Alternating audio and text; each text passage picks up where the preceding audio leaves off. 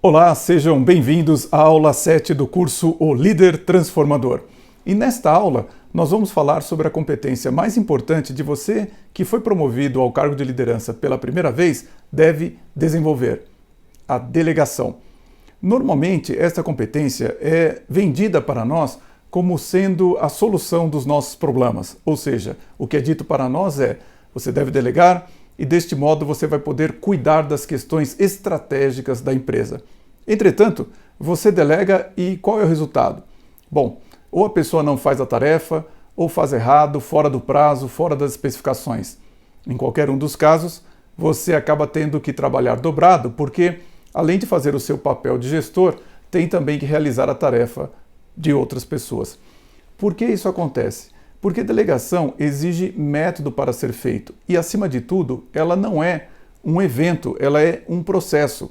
E este processo possui 4 etapas, das quais as 2 primeiras, se você não realizar apropriadamente, você nunca vai conseguir chegar na delegação propriamente dita. E o problema é que essas 2 primeiras etapas, elas fazem você perder tempo em vez de você ganhar tempo com o processo. Então vamos lá. Quais são as etapas da delegação? As etapas da delegação são as seguintes. Você tem uma fase de direção, uma etapa de treinamento, outra de apoio e a última é a delegação propriamente dita. Então nós começamos com a etapa de direção.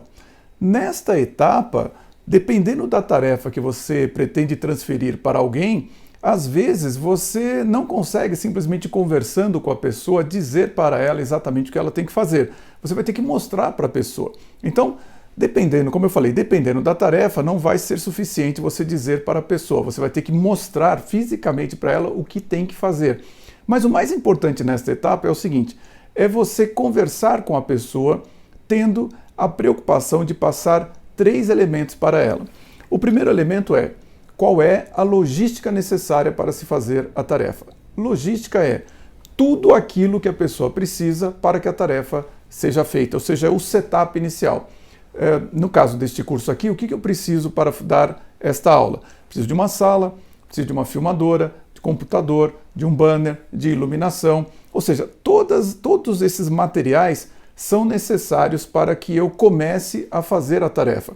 A logística, portanto, é a primeira informação que você tem que se preocupar em passar para a pessoa que você está delegando a tarefa. A segunda informação é qual é a mecânica da tarefa. A mecânica é o passo a passo.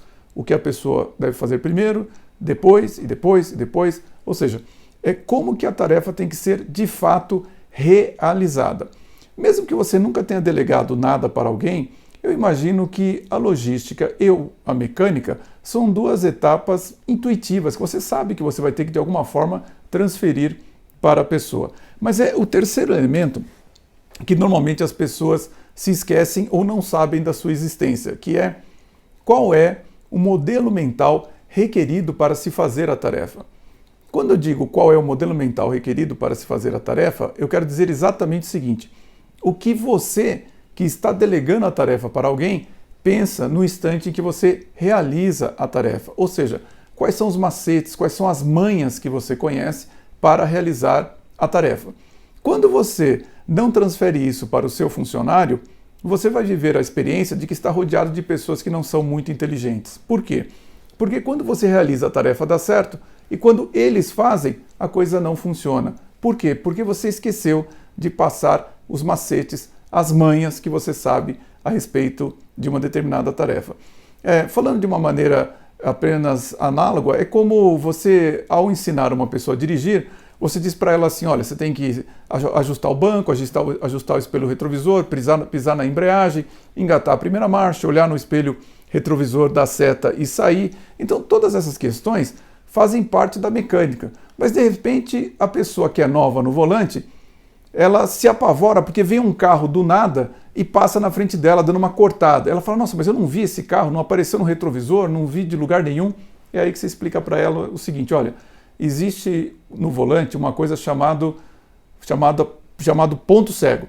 Ou seja, quando você está dirigindo, quando você está ao volante, se você não souber que existem certas direções que não são apresentadas nem no retrovisor e nem quando você olha nem no retrovisor principal do carro e nos retrovisores laterais, você vai se surpreender com a chegada de um carro em uma certa velocidade vindo de uma direção que pode ser perigosa para você fazer uma manobra. Então, você tem que olhar de lado aqui antes de sair, mudar de faixa, para que você realmente possa ver todos os perigos de todas as direções. Ou seja, esses macetes a respeito da tarefa você tem que transferir para as pessoas também. Portanto, repetindo, na etapa de direção, você, em alguns casos, vai ter que mostrar, vai ter que fazer a tarefa e passar a logística, a mecânica e o modelo mental. Ora, é evidente que se você tem uma tarefa de 1 hora de duração que você faz sozinho nesse tempo, se você tiver que fazer e ainda conversar com a pessoa passando esses 3 elementos, você vai demorar 1h15, 1h30, 2 horas, ou seja, de fato, o primeiro momento da delegação você não ganha tempo, ao contrário, você perde tempo para transferir para alguém. Agora, a segunda etapa da delegação é a fase de apoio. Uma vez que você mostrou para a pessoa tudo que ela tem que fazer, agora é o momento dela fazer a tarefa e você acompanhar para ver se ela entendeu qual é a logística, a mecânica e o modelo mental requerido para fazer a tarefa. Para isso, você precisa, enquanto a pessoa faz a tarefa e você está do lado dela, você tem que fazer perguntas para ela. Perguntas exatamente para ver se ela entendeu a logística mecânica e o modelo mental. Neste instante, qual é a única pergunta que você não pode fazer para a pessoa? Já parou para pensar? Pois é. A única pergunta que você não pode fazer é: você entendeu? Por quê? Porque a pessoa vai responder que sim, entendi. Pior, vai responder: sim, entendi, deixa comigo. E ela, na verdade, não entendeu nada de como é que faz a tarefa. Portanto, nesta etapa, antes de você realizá-la, você vai ter que se preparar. E isso significa você fazer perguntas, preparar perguntas que você fará para a pessoa para ver se ela entendeu esses 3 pontos. Eu já tive situações nas quais os gerentes se surpreenderam ao descobrir que, de fato, os seus funcionários não tinham entendido nada do que eles haviam falado. Eu tive, inclusive, uma gerente que ela, não querendo fazer perguntas, né, ela fazia só uma. Ela fazia o seguinte: olha, agora eu quero que você diga para mim como que é para fazer a tarefa.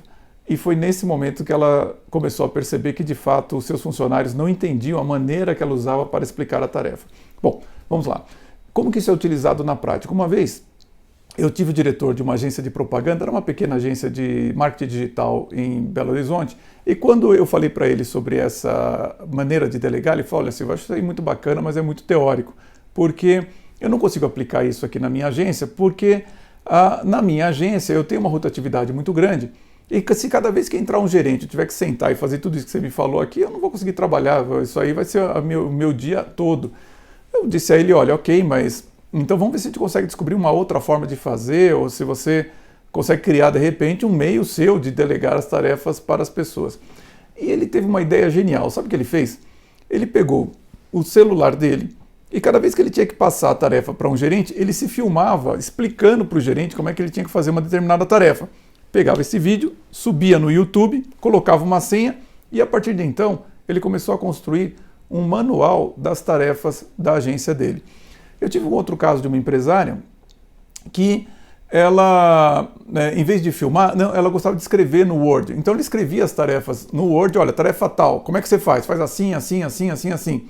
E aí ela virava para os funcionários e passava o Word para a pessoa impresso, ou então por meio eletrônico, e a pessoa lia, e se ela tivesse alguma dúvida, dizia para essa empresária qual era a questão para que ela pudesse responder. Ou seja, lembra que eu falei para você, nada desse curso aqui vai funcionar se você não interpretar o que eu estou falando à luz do seu contexto, da sua realidade. A partir do momento que você interpreta, você consegue adaptar no seu contexto e aí você vai tirar melhores frutos. Mas a delegação precisa dessas 2 etapas para que você mande para as pessoas exatamente como que a tarefa tem que ser feita.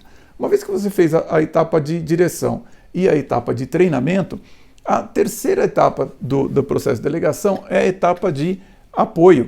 Nesta etapa, pela primeira vez, você vai ganhar tempo com a delegação. Por quê? Porque nesta etapa, você vai estabelecer pontos de controle que serão os momentos nos quais você vai entrar em contato com a pessoa para ver como que está a tarefa, qual é o momento da tarefa que ele está, e desta forma conseguir fazer o acompanhamento, o follow-up. Então vamos supor uma tarefa muito simples, um relatório, desses relatórios gerenciais que você tem que fazer depois de receber uma série de informações dos departamentos de operação, e esse relatório tem 40 páginas, e você tem um dia para fazer esse relatório. Então seria razoável estabelecer um ponto de controle às 10 horas, 10 páginas têm que estar feitas, às 12 horas, 20 páginas, às 15 horas, 30 páginas e, finalmente, às 18 horas, as 40 páginas estão feitas, o relatório está completo. A partir do momento que você tem isso estabelecido, você tem então os pontos de controle 1, 2, 3 e, finalmente, o resultado que você quer atingir. Se você não estabelece pontos de controle para acompanhar a tarefa, como é que você vai fazer o follow-up? Eu te digo, sabe como que o follow-up é feito na maioria das empresas? É assim, a tarefa tem que estar pronta às 18 horas, o gerente liga para o funcionário no dia seguinte, às 9 horas da manhã, e pergunta, e aí, está pronto o relatório? E a pessoa diz, não, putz, e aí o gerente sai correndo para fazer o relatório, se vira e tudo mais. Ou então, chega às 18 horas e aí sim ele pergunta para o funcionário, e aí, está pronto? E não está pronto, e aí de novo o gerente tem que trabalhar de madrugada. Ou existe ainda uma terceira coisa que as pessoas fazem. Chega às 10 horas da manhã, vira para o funcionário e fala assim, e aí, tudo bem? O que o funcionário vai responder? Não, aqui tá, tudo jóia, tudo bem. Aí chega ao meio-dia, e aí, tá tudo bem? Ah, não, tá, tudo bem, tudo certo. Às 15 horas da tarde, como é que estão as coisas? O funcionário fala, não, as coisas estão bem, estão tudo jóia. E aí quando chega às 18 horas, e aí, tá pronto o relatório? E o que o funcionário responde? Não. E o gerente fica surpreso e pergunta para ele, ué, mas eu perguntei para você se estava tudo bem? E o funcionário responde, não, eu estou bem, minha família está bem, mas o relatório não está nada bem. Então, não há como você fazer o follow-up se você não estabelecer o que vai ser verificado e quando. Vamos ser francos, ninguém gosta de ser controlado. Só que, se a pessoa que você está gerenciando disser para você que não quer que tenha esses pontos de controle, então pergunte para ela o seguinte, se você não quer que tenha os pontos de controle, como é que você quer que eu faça o follow-up da tarefa? Porque normalmente as pessoas dizem assim, você não confia em mim. Não é questão de confiança, é questão de trabalho. Você, como líder, é responsável pela qualidade das tarefas que estão sob responsabilidade do seu departamento. E a hora de entrega faz parte da qualidade da tarefa e você não pode abrir mão. Evidentemente que os pontos de controle, para serem mais rápidos de serem checados, você tem que procurar capturar uma informação, um número diretamente da tarefa, porque se você passou apropriadamente o modelo mental para a pessoa, você vai encontrar informações numéricas para retirar da tarefa que indicam que a tarefa está progredindo na velocidade necessária para atingir o resultado no horário que você precisa.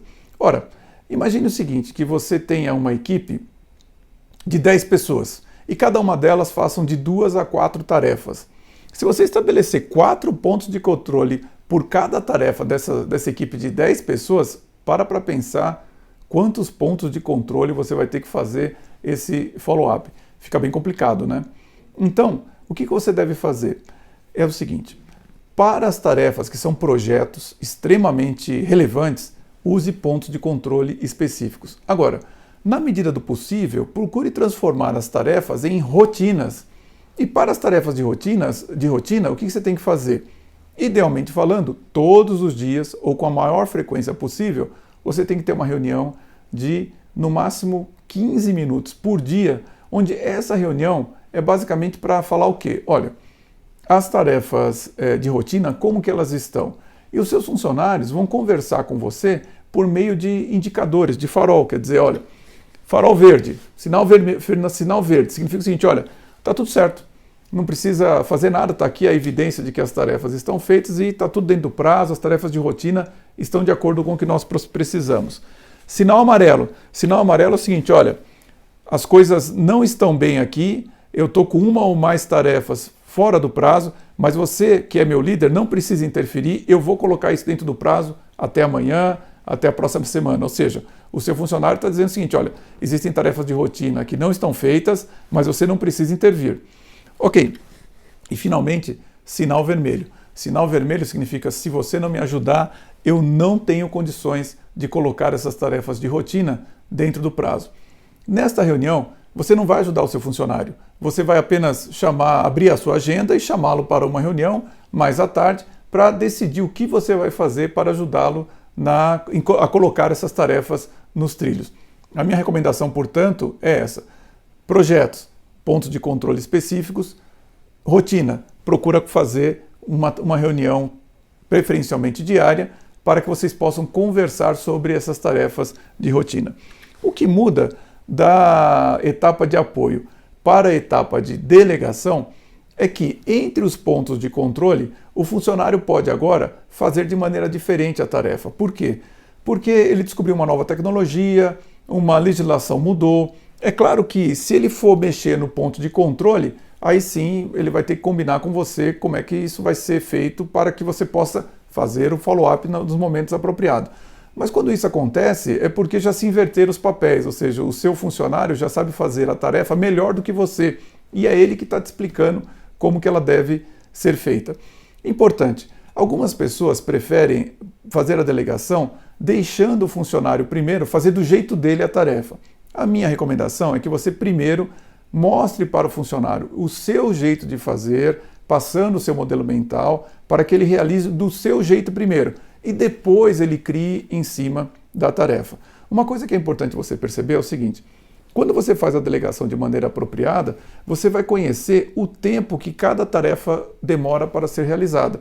E isso é fundamental para você saber se a sua equipe está dimensionada, se você precisa fazer mais horas extras ou até mesmo contratar mais pessoas. Porque a partir do momento que você tem quantas horas demora cada tarefa, quem está responsável por cada tarefa, você soma isso daí e você tem quantas horas por mês você está utilizando da sua equipe. E aí você sabe mais ou menos como que as coisas estão. É evidente que ao longo do tempo, uma vez que você sabe quanto tempo demora uma tarefa, o seu trabalho é procurar otimizá-la de maneira que ela seja feita no menor tempo possível ou, claro, com menor recurso, com menor custo. A delegação, o simples fato de você aprender esse processo, você vai conseguir já liderar pessoas diferentes de maneira diferente. Por quê? Para uma determinada tarefa, a pessoa às vezes está numa etapa de direção, em outra tarefa essa mesma pessoa já está numa fase de apoio ou de delegação e você consegue adequar o seu jeito de liderá-la de maneira a desenvolvê-la da melhor forma possível. Portanto, se você quer ser um bom líder, seja um mestre na delegação. Bons líderes sabem delegar tarefas para os seus funcionários. Vamos em frente.